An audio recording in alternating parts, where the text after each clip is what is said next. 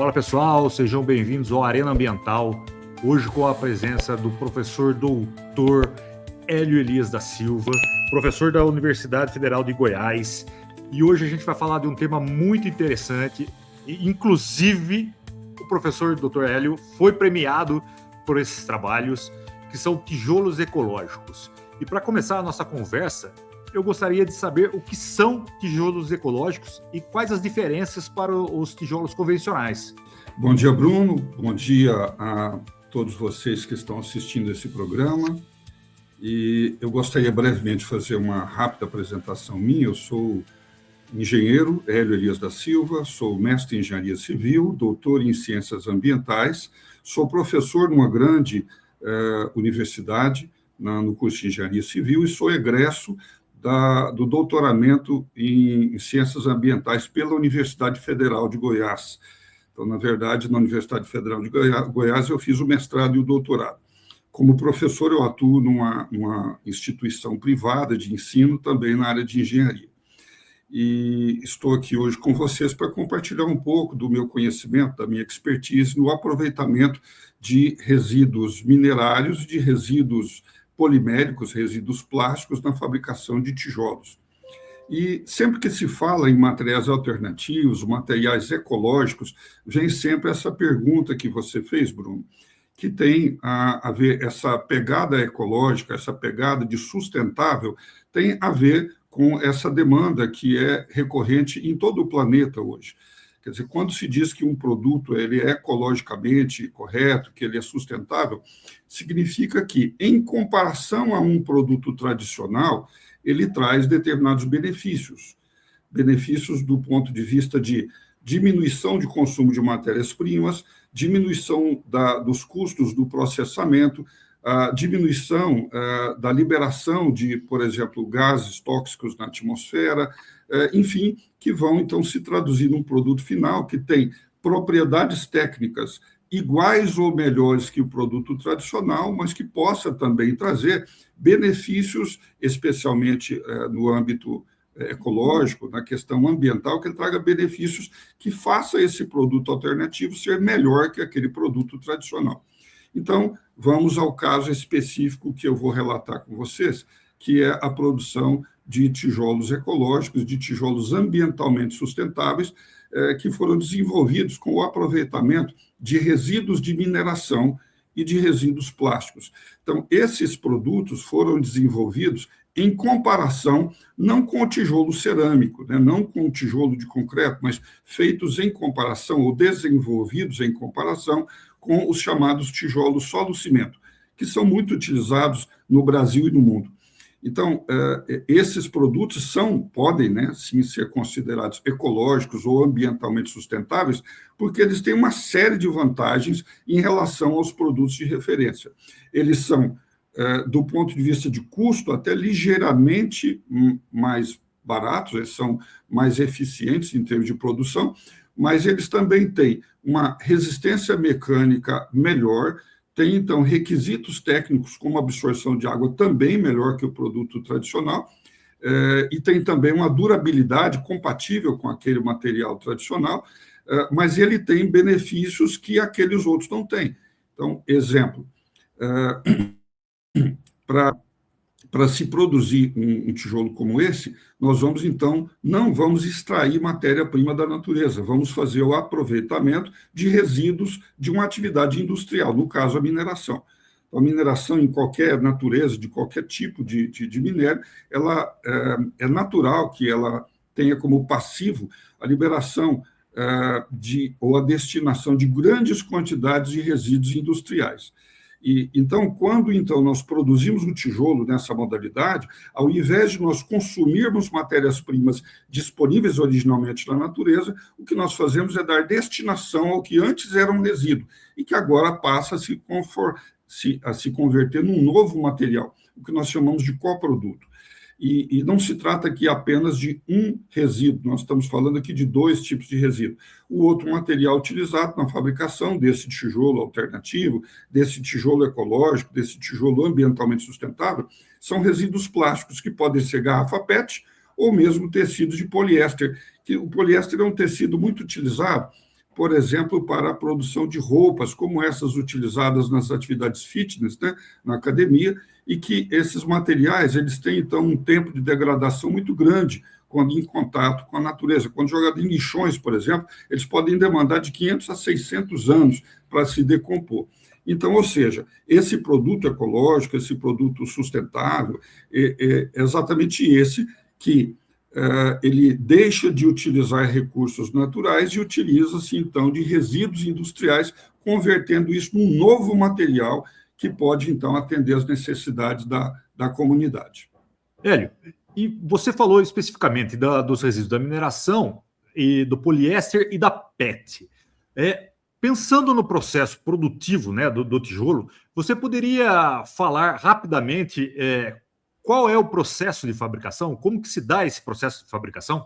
Ok, Bruno. Até antes de falar sobre o processo de fabricação, eu acho que é justo a gente explicar por que razão se deu, então, o desenvolvimento de uma pesquisa que olha para o aproveitamento desses resíduos de mineração. Eu comecei o doutorado no ano de 2017 para 2018, né?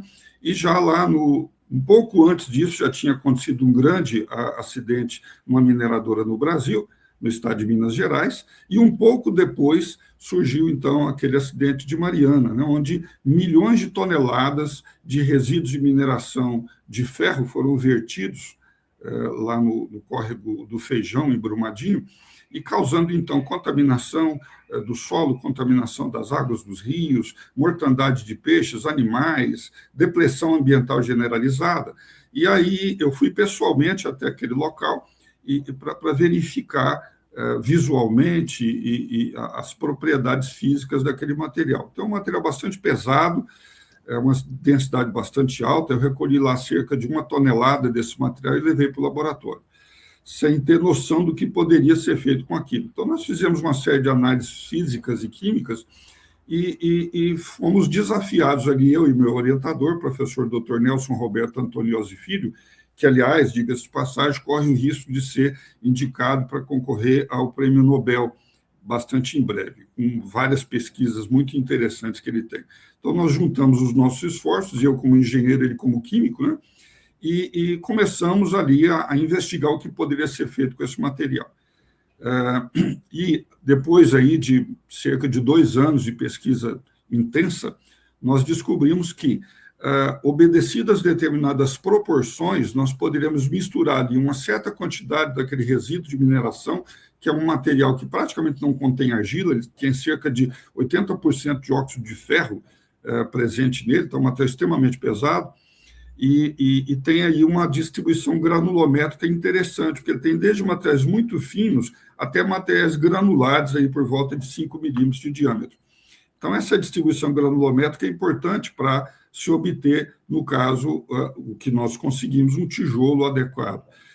Nós descobrimos, então, que misturando ali uma certa quantidade daquele material terroso com uma quantidade de material polimérico e aquecido em baixa temperatura, e, ao mesmo tempo, aquecido, ele sendo compactado. Então, ele é pressionado, é compactado dentro de um molde e levado ao aquecimento em temperatura de 300 graus por apenas 3 horas. Então, esse é um detalhe muito importante. Eu vou fazer aqui uma comparação com um produto que não é o nosso produto foco, mas que é um material muito utilizado no mundo todo, que é o tijolo cerâmico. O tijolo cerâmico, ele é sinterizado, ele é queimado, né, entre aspas, queimado, a temperaturas aí acima de 1.100, 1.200 graus, por tempos que chegam a passar de 24 horas. Então, olha, 1.200 graus, 24 horas. Enquanto que o nosso tijolo, ele não é sinterizado, ele é apenas aquecido a uma temperatura relativamente baixa, 300 graus, por um tempo pequeno, apenas 3 horas. Então, isso foi suficiente para, com a mistura adequada, o tempo certo e a temperatura correta, obter um material que tem comportamento compatível com o tijolo solo-cimento. Então, o processo de produção é relativamente simples. É a mistura nas proporções adequadas, a compactação desse material dentro de um molde metálico, o aquecimento a temperaturas de 300 graus durante um tempo de 3 horas, e o produto já está, logo depois de resfriado, imediatamente pronto para ser utilizado. não tem tempo de cura como tem um tijolo solo-cimento, porque não é reação química do cimento com a água, né? Então, uma vez resfriado, ao sair do forno, ele já está pronto para ser utilizado. Doutor Hélio, primeiro, parabéns pela iniciativa, sensacional, né? Diante de uma tragédia, foi uma iniciativa excelente, mas eu imagino que tenha tido muitos desafios, né, para pensar em recuperar esse material, né, e fazer o tijolo ecológico. Quais foram os maiores desafios para transformar aquele resíduo em tijolo ecológico? Você me disse que você fez doutorado, e um doutorado ele sempre trata sobre um assunto totalmente inédito. Então, era inédito quando eu comecei esse trabalho, a parte prática dele ali pelo ano de 2018, 2019, não havia nenhum trabalho no mundo que versasse sobre o aproveitamento de resíduos de mineração consorciados com resíduos poliméricos para obtenção de tijolos. Então, o que nós fizemos foi um voo cego por um caminho desconhecido no escuro. A única coisa que nós sabíamos que tínhamos na mão, eu e meu orientador, era o desejo de chegar a um produto que fosse adequado, sustentável, tecnicamente compatível com o produto tradicional e que pudesse ser também de custo menor, se possível, mas que pudesse ser ambientalmente sustentável. Os desafios foram vários e passou, inclusive, por eu ir pessoalmente até o local onde aconteceu aquele acidente, em Brumadinho, Minas Gerais, próximo à cidade de Belo Horizonte, e ali eu tive várias reuniões com equipes técnicas daquela empresa mineradora e eles não tinham autorização para me deixar retirar o material que eu precisava ali. Eu precisava ali alguma coisa entre meia tonelada e 1 tonelada de material. E não podia fazer a retirada porque ainda haviam restos de corpos de pessoas que faleceram naquele ambiente. Então, por isso, eu não tinha como retirar. Mas a equipe técnica, vamos dizer assim, solidarizou-se com o meu desejo de dar uma destinação àquele material e eles me levaram a uma outra mineradora de menor dimensão, mas que trabalha contiguamente àquela primeira e que tem um material, uma tecnologia de mineração exatamente igual àquela utilizada pela mineradora que foi acidentada e também que trabalhava num veio mineral praticamente idêntico àquele onde ocorreu o colapso. Então, aquela outra empresa me permitiu retirar ali cerca de 1 tonelada desse material e levar para o laboratório. Nós, então, passamos, né, dentro da linha das dificuldades que você mencionou, muita dificuldade para poder encontrar um caminho que fosse possível dar o tratamento adequado àquele material para chegar a isso. Então, foi realmente por tentativa e erro.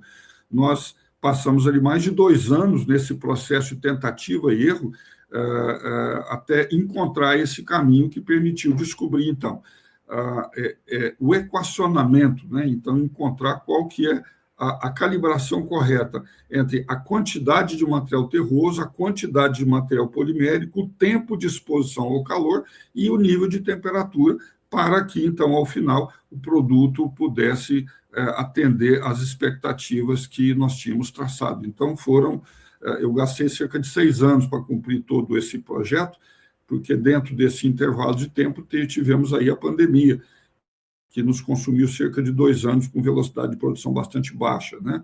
Mas o que importa é que, ao final, nós conseguimos obter, então, um produto feito com essas matérias-primas e adequado. E aí eu venho com uma novidade que talvez muita gente não saiba. Exatamente o resultado positivo e favorável que nós tivemos em encontrar um tijolo ecológico feito com resíduo de mineração e resíduo polimérico, nós fomos desafiados a verificar se um outro tipo de resíduo de mineração, que é bastante prevalente aqui no estado de Goiás, uma região central do Brasil, se esse resíduo de mineração que eu estou citando também seria compatível com esse processo. E vou te contar uma historiazinha.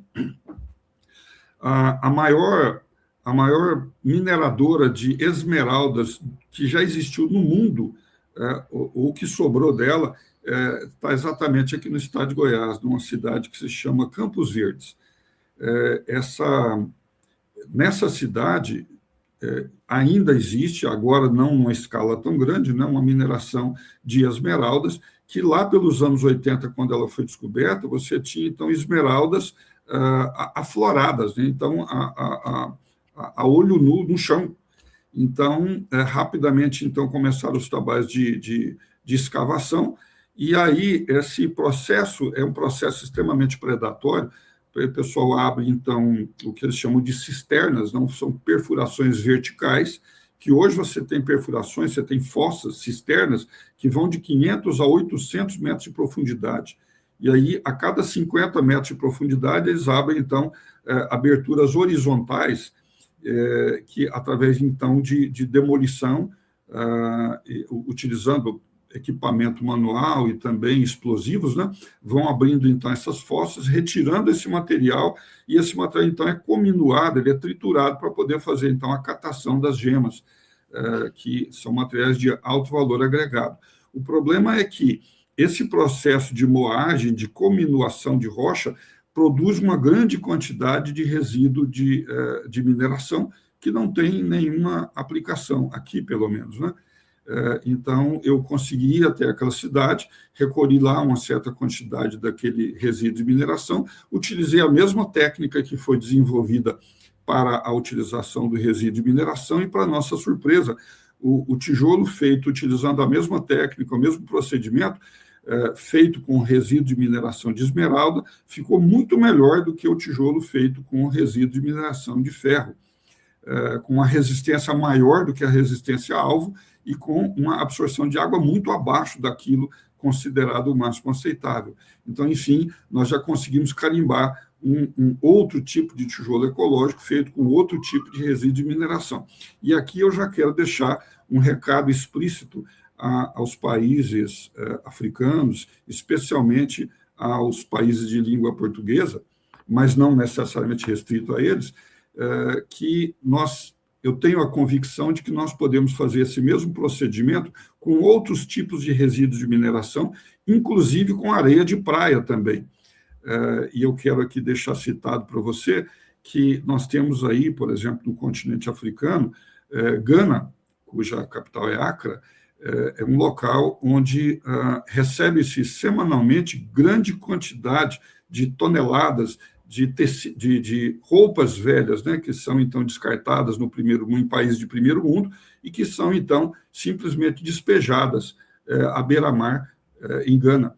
Então, desses materiais, desses resíduos de roupas, grande quantidade são de tecidos de poliéster, que podem ser aproveitados para a produção de tijolos.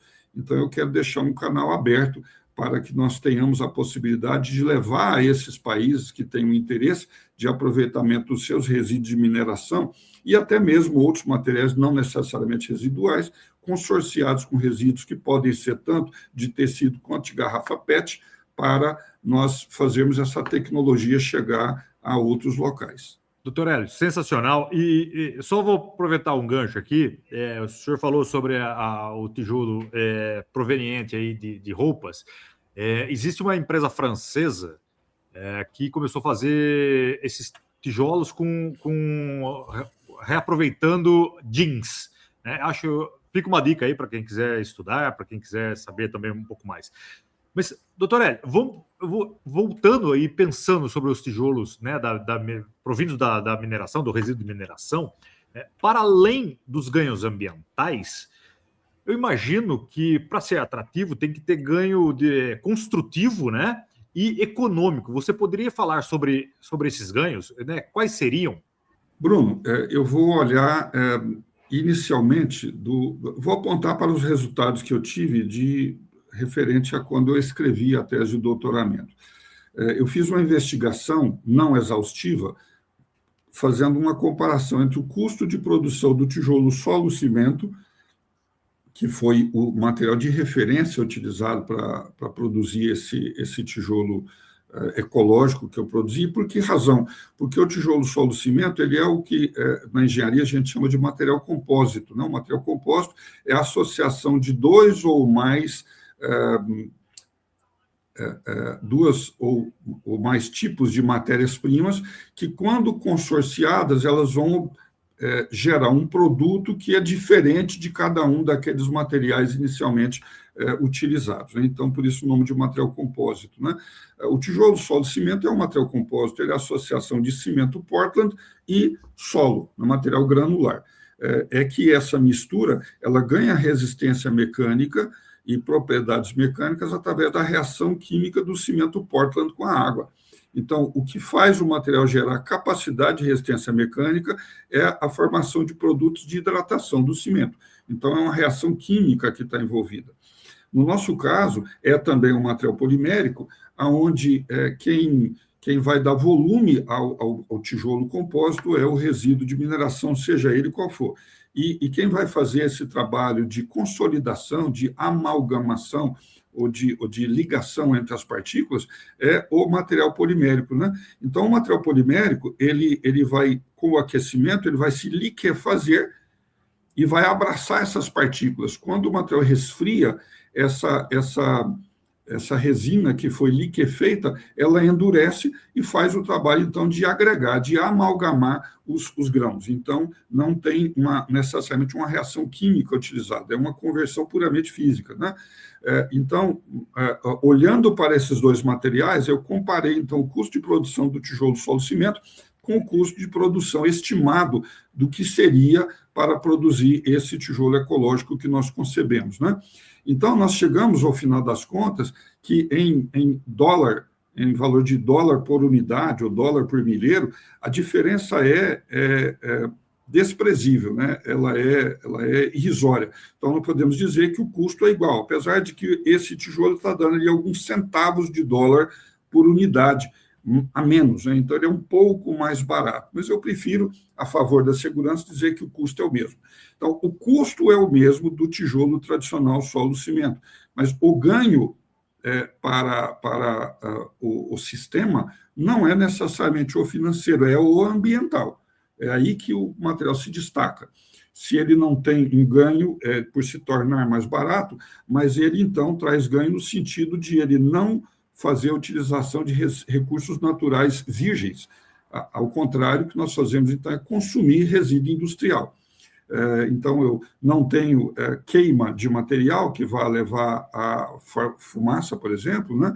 Eu não tenho a remoção de material da natureza, como, por exemplo, o tijolo cerâmico, né? Tem que retirar argila de beiras de rios, provocando, então, degradação ambiental, tem que queimar lenha para poder produzir calor e fazer a sintetização do tijolo, enquanto que esse tijolo, que nós, apesar de termos feito ele numa mufla elétrica, para manter a estabilidade da temperatura, nós teorizamos que ele pode ser produzido com uma baixa temperatura, 300 graus, que a reação dele pode ser feita num forno solar, que é, então, um forno que utiliza raios solares para o aquecimento, ou mesmo num forno elétrico ativado por energia solar. Daí, então, uma das razões por que países africanos são, então, assim, os primeiros na lista de prioridades para poder desenvolver essa tecnologia, porque você tem insolação na maior parte dos dias o ano todo.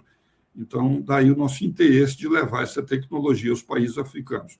Mas, voltando, então, à sua pergunta, do ponto de vista de custo de produção, ele é equivalente ao produto tradicional de solo-cimento. Do ponto de vista de construção, ele não tem nenhum prejuízo, porque as dimensões, os tamanhos do tijolo são os mesmos tamanhos, as mesmas dimensões, largura, altura e espessura, de um tijolo original, solo-cimento. Então, ele não tem nenhum tipo de prejuízo. Então, o que de fato ele traz é um ganho ambiental para a sociedade. Doutor Hélio, vou aproveitar aqui e explorar um pouco mais a questão da mineração em países africanos. Se a gente fosse pensar na prática, né? Porque em África, para quem não conhece, existem muitas mineradoras atuando. Na prática, como que seria uma parceria entre a tecnologia desenvolvida pelo Dr. Hélio e uma mineradora, né? Quais seriam as primeiras etapas, como que isso funcionaria e qual o impacto social que isso traria para aquela região?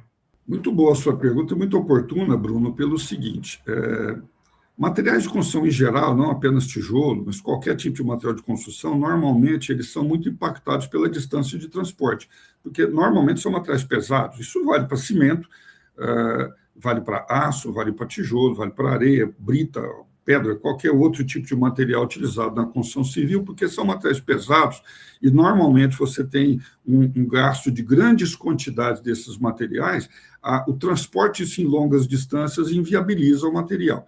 Então, significa dizer que o foco é exatamente esse, é o estabelecimento de uma parceria com as empresas de mineração. De maneira geral, as empresas de mineração, elas se comprometem com os governos onde estão estabelecidos esses empreendimentos, estabelecem compromissos de dar destinação adequada para os resíduos que esses empreendimentos geram, né?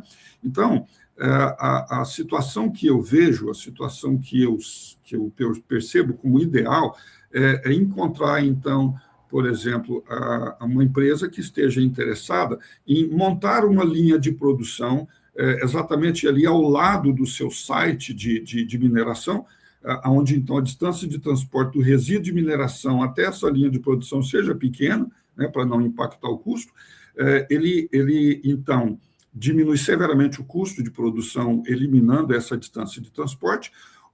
A questão social envolvida é muito interessante, porque é um trabalho que pode, na sua versão mais simplificada, ao invés de utilizar produção mecanizada, pode utilizar, então, mão de obra manual. Então, uma linha como essa, ela daria emprego para um grande número de pessoas que estariam envolvidas nos processos de mistura de matéria-prima, do processo de fabricação do tijolo, da colocação nas linhas de aquecimento, depois na retirada ao final do processo, empilhamento para a disposição em pilhas, né, para poder fazer a venda posterior. Então, é um processo simples, não é um processo tecnologicamente sofisticado, é um processo simples que pode, então, dar emprego para pessoas, aumentar, então, a distribuição de renda, melhorar a renda de famílias, de comunidades, e também, um dado importante é que o custo dessa linha é relativamente simples, baixo. Por quê? Porque ele é basicamente envolvido com a fabricação dos moldes, então é um molde individual para cada tijolo que vai ser feito, um molde metálico. Eu já tenho o projeto dele, por exemplo, né? A construção de uma linha de aquecimento, então pode ser uma linha acionada por esteira, por exemplo, onde o aquecimento pode ser feito tanto por forno solar, quanto também por serpentinas elétricas acionadas por energia solar. Então, é uma tecnologia bastante simples, mas que permite, então, uma produção aí de milhares e milhares de tijolos por dia, dependendo, é claro, da dimensão da linha que fosse montada e o número de pessoas que fossem empregadas nesse processo. Então, eu vejo que o produto final é um produto que atende às demandas técnicas exigidas do produto final, então, durabilidade, resistência, absorção de água. A norma brasileira, e eu vi que a norma americana, a STM, ela tem apenas duas exigências quanto à aprovação de um tijolo como esse. A resistência do tijolo tem que ser de pelo menos 2 megapascal, ou seja, pelo menos 20 kg por centímetro quadrado, e a absorção de água menor que 20%. Então, esses produtos que eu pontuei, eles superam esses requisitos e a durabilidade do produto é a mesma do produto também de comparação, do produto de referência, do tijolo, solo, cimento. Então, enfim, você consegue obter um produto que é tecnicamente adequado, o custo é compatível com o produto tradicional, eventualmente um pouco mais abaixo, a durabilidade dele é a mesma também, e enfim, ele pode atender às demandas de habitação popular, especialmente, né? Que é uma demanda no mundo inteiro, né, da necessidade de habitações para as pessoas, e também pode gerar renda, porque gera emprego, né? E, ao mesmo tempo, você consome um passivo ambiental, que é uma necessidade para a empresa mineradora. Normalmente, ela se compromete a dar uma destinação adequada para os seus resíduos de mineração. E o que poderia ser mais adequado do que eliminar resíduos de mineração e resíduos plásticos, que são potencialmente poluentes, ao mesmo tempo em que você diminui o déficit habitacional do país. Doutor Hélio, perfeito. Eu gostaria de colaborar com a minha experiência de África, doutor Hélio, e falar que é muito pertinente o que você disse. Quando uma mineradora chega em África, eu não sou da área de mineração, né? Eu sou da área de resíduos, mas quando uma empresa estrangeira ou uma empresa nacional de grande porte se instala, né, vamos falar aqui da mineração, geralmente a área de mineração ela está muito longe das grandes cidades. Acaba por se formar cidades de pessoas e as pessoas para trabalhar naquela mineração. Então, uma infraestrutura, ela basicamente ela é erguida para suportar a mineração, as necessidades humanas ali de trabalho, né, as necessidades de trabalho daquela mineração. Então faz todo sentido, né? Além da questão ambiental, destinação correta, que a mineradora ela faça a sua parte social, né? Desenvolva habitações ao redor, né, daquela mineração, infraestruturas como hospitais, como escolas, e podem utilizar esses tijolos ecológicos. Eu vejo isso uma grande diferença competitiva, né? E eu acho que os países africanos hoje eles estão caminhando para um pensamento correto, que é exigir que quando uma empresa estrangeira chega para fazer uma exploração de uma determinada região, ela fomente, né, ou fomente o emprego, a diversificação do emprego e melhora a condição social daquela população. E o tijolo ecológico pode vir a agregar muito, né, para o desenvolvimento de infraestruturas de apoio a essa mineração. Mas voltando aqui ao tema, só foi algo aqui para colaborar, pela minha experiência em África. O doutor Hélio, pensando agora no tijolo e na escalabilidade que o tijolo ecológico tem, né, quais são as barreiras para poder escalar esse projeto? Pensando no Brasil. É muito propícia a sua pergunta, Bruno, e eu vou falar da experiência que eu tive até esse momento. A experiência que eu tive foi de, por assim dizer, propagandear o resultado dessa pesquisa. Então, eu já fiz entrevistas em jornais, revistas de grande circulação, em rádios, televisão, e sempre mostrando que o que nós estamos em busca, eu digo nós, eu e meu orientador e a própria Universidade Federal de Goiás, onde eu desenvolvi esse estudo, nós estamos à procura de empresários da área de fabricação de materiais de construção que queiram, então, investir no que é ecologicamente correto, né? No que é ambientalmente adequado, mas também com o objetivo de ter lucro. Eu acho que é possível, sim, unir as duas coisas, né? Você ter um ganho financeiro, mas também cujo produto final traga benefícios para a sociedade.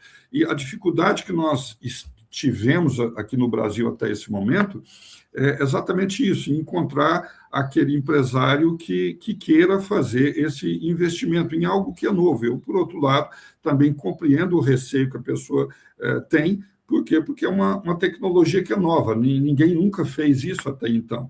Então, o que nós precisamos para escalar essa produção é encontrar alguém que queira fazer essa aposta, produzir algo que é semelhante a um produto já existente, já normalizado, mas que melhor que ele, potencialmente até mais barato, mas que traga esse benefício ambiental. Escalar essa produção é o mesmo desafio de escalar qualquer tipo de fabricação. É o tamanho do parque industrial, a quantidade de moldes para fazer os tijolos, né? Então, eu posso fazer uma linha com 500 moldes, 1.000 moldes, 10.000 moldes, e aí o meu output, a minha saída, a quantidade produzida por dia, é diretamente proporcional à quantidade de moldes e à capacidade de aquecimento que eu tenho para eles. Então, fica aqui o meu recado. A nossa audiência, quem se interessar em desenvolver um trabalho como esse, que é um trabalho inédito no Brasil e no mundo, nós temos essa disponibilidade, e para pessoas além das nossas fronteiras, organizações, países que tenham interesse de dar destinação aos seus resíduos industriais de origem de mineração, além dos resíduos plásticos que estão contaminando o meio ambiente, estamos à disposição para poder compartilhar, para poder fazer com que essa tecnologia esteja acessível e trazendo esses benefícios a outras comunidades. Me surgiu duas perguntas aqui. A primeira provavelmente é um coproduto ou produto patenteado, né? A segunda é sobre normas, né? segue uma norma, uma legislação, essa produção do tijolo ecológico? Sim, Bruno, o produto ele tem que atender, no mínimo, aquilo que é estabelecido, no nosso caso, pela norma brasileira. Então, a norma brasileira ela traz apenas dois requisitos. Dois requisitos. O tijolo ele tem que ter uma resistência à compressão de, no mínimo, 2 megapascal, ou, no mínimo, 20 kgf por centímetro quadrado. E, além disso, ele tem que ter uma taxa de absorção de água de abaixo de 20%. Significa o seguinte: imagina que eu pegue um tijolo, faz de conta que um tijolo tenha 100 quilos, né? Se eu colocar ele imerso em água durante 24 horas, depois de 24 horas submerso dentro da água, ele não pode absorver mais do que 20% do seu próprio peso. Ou seja, eu coloquei ele com 100 quilos, eu tenho que sair de lá com, no máximo, 120 quilos, absorvendo, então, no máximo, 20% de água. Para te dar um número aí, tá? O tijolo que nós fizemos com resíduo de mineração de esmeraldas, ele dá 50% a mais da resistência mecânica. Então, ao invés de 2 MPa, ele dá mais de 3, tá? Dá mais de 30 quilos por centímetro quadrado. E, ao invés de 20% de absorção de água, ele deu 3% de absorção de água. Então, ou seja, é um material que tem, então, uma durabilidade enorme. À medida que, então, ele menos absorve água, muito maior é a sua vida útil na construção, né? Então, esses são os dois requisitos que, tecnicamente, o produto tem que atender. Uma vez que atenda ele é considerado adequado. Agora, ocorre que, por ser um material inovador, ele ainda não é reconhecido pela norma brasileira, né? Não existe uma norma que trate sobre tijolo feito a partir do emprego de resíduo de mineração e de resíduo plástico, tá? Então, ele tem que ser produzido em linha durante um certo tempo, mostrar a estabilidade dos resultados, ser apresentado à ABNT para ele ser reconhecido pela ABNT. Hélio, e por curiosidade, esse final de semana, o que passou, eu tive conversando com uma pessoa, ele estava me dizendo sobre o interesse, né, de tijolos ecológicos. Você não acha que há uma tendência, né, que as novas gerações estão procurando esse tipo de tecnologia, de tijolos ecológicos? O que você me diz sobre essa tendência? Porque eu vejo muita gente falando, né, essa nova geração, né, de 20 anos, 25 anos, procurando alternativas. E eu acho que é uma tendência, né? Você pode dizer alguma coisa sobre isso? Sim, eu não tenho a menor dúvida, né?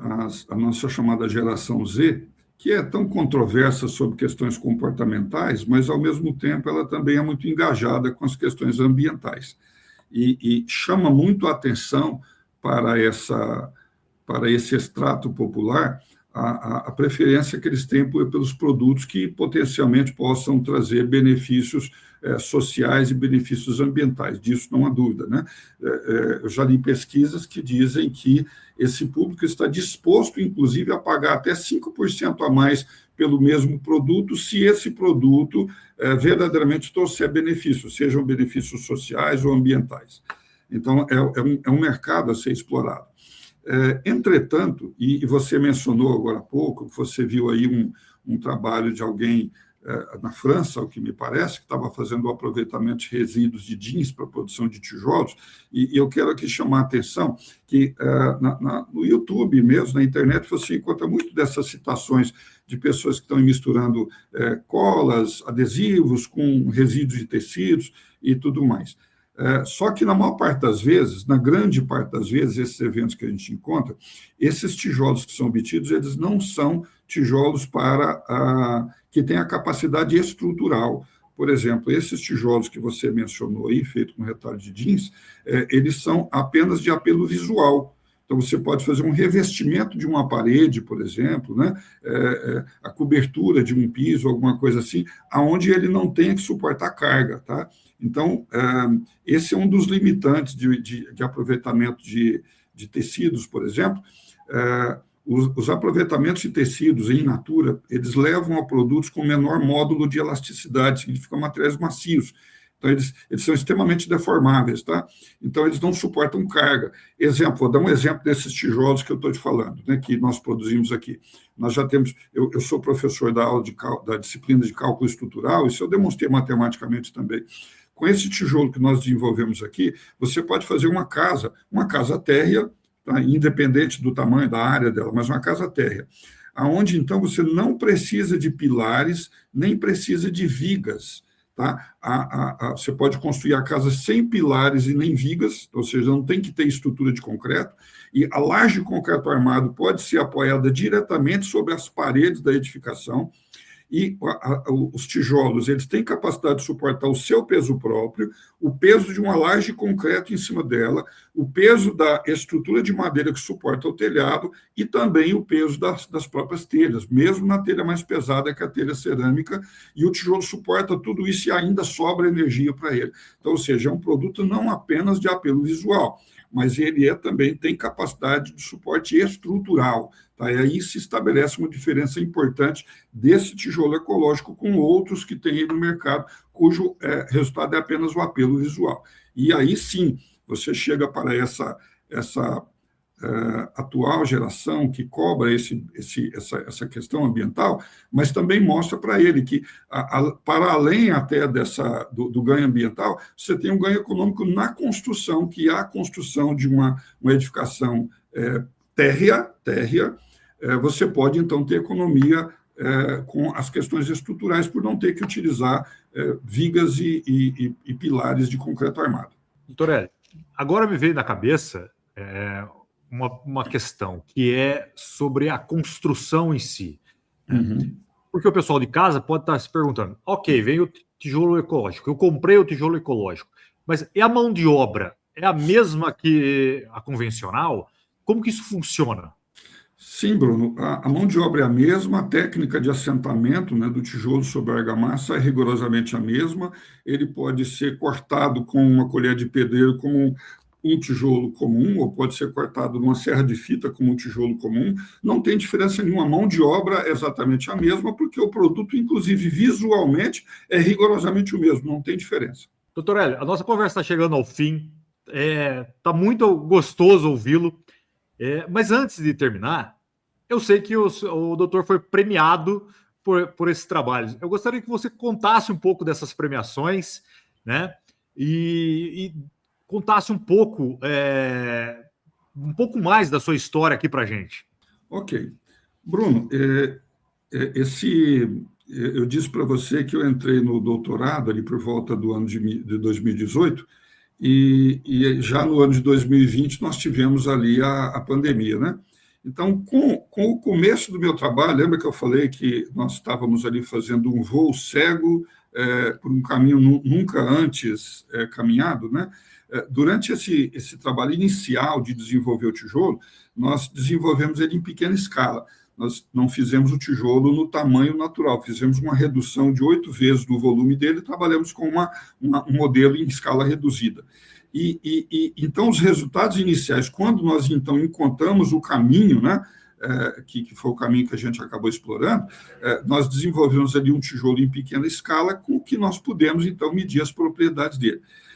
E aí, aqui nós temos o Conselho Regional de Engenharia de Goiás, que é parte, né, é membro do Conselho do CONFEA, que é o Conselho Federal de Engenharia, e o Conselho de Engenharia de Goiás ele tem já uma premiação, que já está agora na 23ª edição, que naquela época, em 2021, era a 19ª edição do prêmio Troféu Seriema. É um concurso de âmbito nacional, então concorrem trabalhos científicos de todo o país. Naquele ano, foram 171 trabalhos, no ano de 2021, 171 trabalhos concorreram em 7 categorias, e eu coloquei, então, um artigo pequeno aí de 10 páginas sobre isso que eu estava desenvolvendo. Esse trabalho é pioneiro da utilização de resíduos de mineração e resíduos plásticos. E esse trabalho ganhou como primeiro colocado na categoria produção acadêmica. Então, eu ganhei, fui até o evento, né, em plena pandemia, um evento presencial, eu e meu orientador, representando a Universidade Federal de Goiás, e o LAMES, né, que é o Laboratório de Métodos de Extração e Separação da Universidade Federal de Goiás, que é onde eu desenvolvi esse trabalho, e lá nós, então, recebemos esse prêmio. Lembra muito o Oscar, né? Só que o Oscar lá é uma ave, né? A seriema, que é uma ave conhecida pela sua capacidade de suportar as adversidades do cerrado, né? E então eles entregam lá aquela estatueta, um diploma de reconhecimento daquela premiação. Então, foi muito bom ter o trabalho reconhecido, ainda que nessa fase inicial dele. E aí agora, nesse ano passado, no mês de novembro passado, já com a tese pronta, eu escrevi um outro artigo mais completo, versando inclusive sobre o uso do resíduo de mineração de esmeraldas, e ganhamos então a segunda seriema. Na cerimônia de premiação, eu brinquei dizendo que nós estamos montando lá uma espécie de criatório de seriemas, porque tenho a convicção que outros pesquisadores em consórcio com o professor Nelson vão, no futuro, ganhar outros prêmios aí também. A minha parte já está feita, deixei 2 seriemas lá no laboratório, e exatamente por ser um prêmio de âmbito nacional, ele traz, então, o reconhecimento do esforço de muitos anos. Eu sou professor já há mais de 30 anos, e venho dedicando, então, a minha vida não apenas ao magistério, não apenas a formar engenheiros e engenheiras, mas também a formar pesquisadores, pessoas que estejam dispostas a doar seu tempo, a sua vida, a sua inteligência, o seu esforço para melhorar a qualidade de vida das populações. Então, ter essa premiação é ter esse reconhecimento de um trabalho de uma vida. Isso foi muito bom, é claro. Doutor Hélio, parabéns. Fiquei muito lisonjeado com a presença do professor doutor aqui hoje. Foi um bate-papo riquíssimo. Muito obrigado. Queria agradecê-lo, então, por essa presença, pela disponibilidade de agenda. Espero contar com a sua presença em próximos bate-papos. Muito obrigado e até mais. Até mais a você e aos que estão nos vendo e ouvindo. Meu desejo de um ótimo 2026 também.